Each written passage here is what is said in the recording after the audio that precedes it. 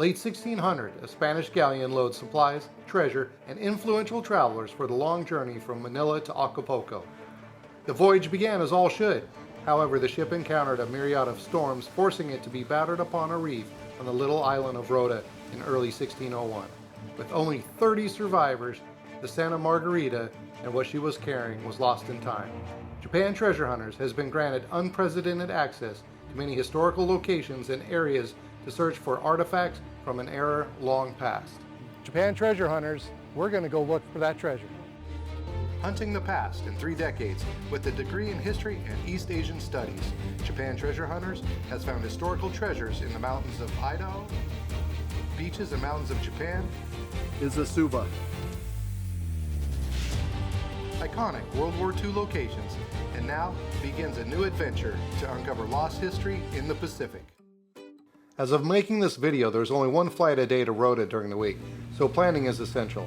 On the flight out, the song lyrics, "The day the music died," came to mind, but the pilot was extremely good and was one of the smoothest flights and landings I've ever had. Once we landed in Rota, there was already a breath of fresh and relaxing air that can't be felt anywhere else, so we got our car and headed to Song Song Village where our hotel was located.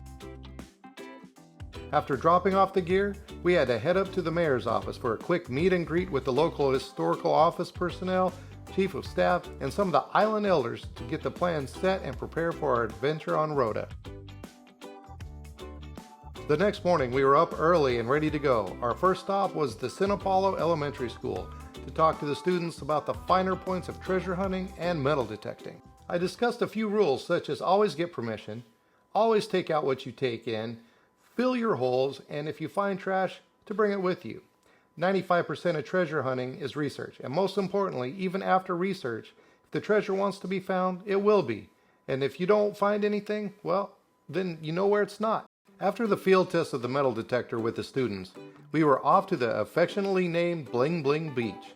The beach is called that because after the Margarita wreck, the locals wanted the iron and not the gold or the silver, so they just hung it up in the trees around the beach area. How awesome is that?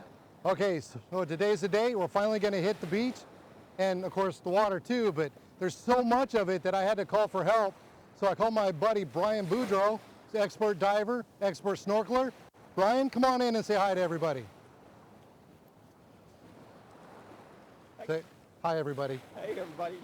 All right, so Brian here, he's going to take care of the water side for me, so wish him luck, and I'm going to get started on the beach. All right, let's do it. As Brian was getting his detector ready, the hits on the beach start coming, and the excitement grows considering, this is Bling Bling Beach. Oh, there it is. It's a pull tab, right on. Detector doesn't lie. And another great tone here. It's in the silver range. We got to dig it. Hopefully we get something this time. Oh, it's in here. It's in here.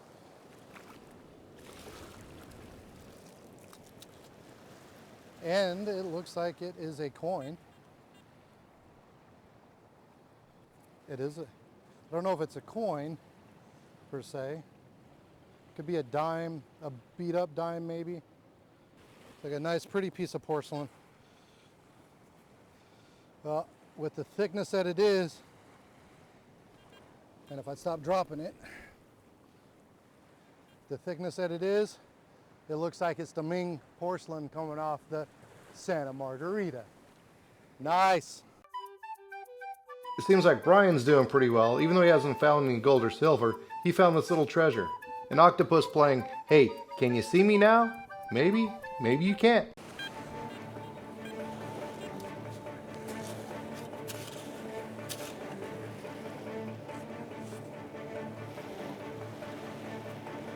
Wow.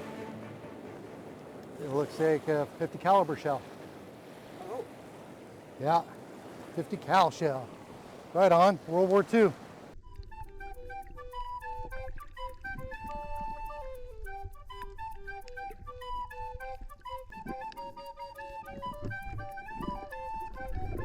Although the finds on the beach began to thin, it was Brian who came up with something amazing.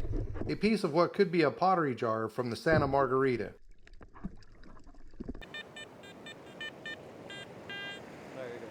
All right, so we got right here Let's see if we can pull out. Oh, pulled it out. Okay, it's looking kind of thin. There it is. There it is. Another pull tab.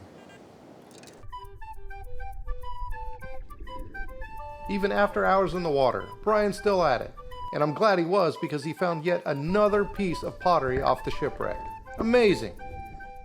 After spending a brilliant day on the beach, we were then ushered to the famous Rota Cave Museum, where curator Matias Taisacan was waiting to give us a grand tour. My dad owns the property, so I inherited, and the museum, the cave is 250 feet, goes inside, and it's about 5 stories high. It goes in like a tunnel, and then it opens up. When we go inside, you'll see it. It's a natural cave. It's not one of those Japanese bunker. So the archaeologist is just roughly estimating, because the fossil, I'm going to show you the seashell inside the cave used to be underwater. Wow. So yep. So what do you call that? They analyzed the age of the cave is about 11 million years old. Wow. 11 million The fossil years is the old? one that shows when we go inside. Yeah. I'll show you what. If you dig down, you're gonna be seeing pebbles coming up and seashell.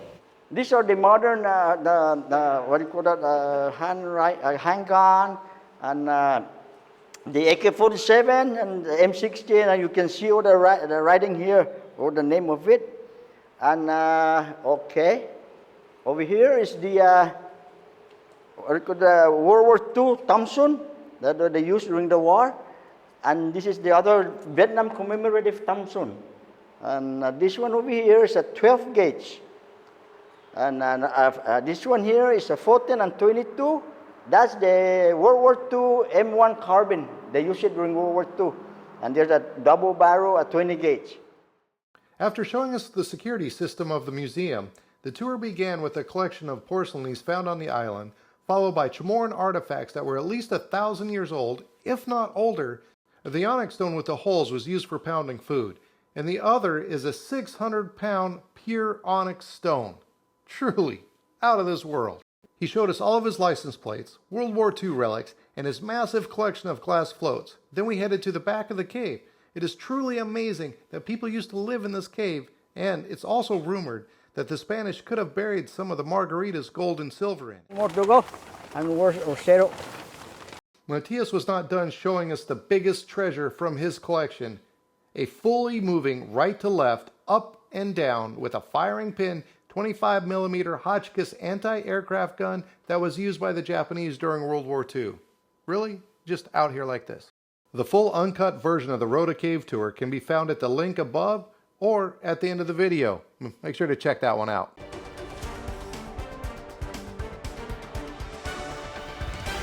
Next time on Japan Treasure Hunters, latte stones, not just your average coffee. Going deep and dark looking for World War II artifacts, and adventuring deep underground and finding art before there was art critics.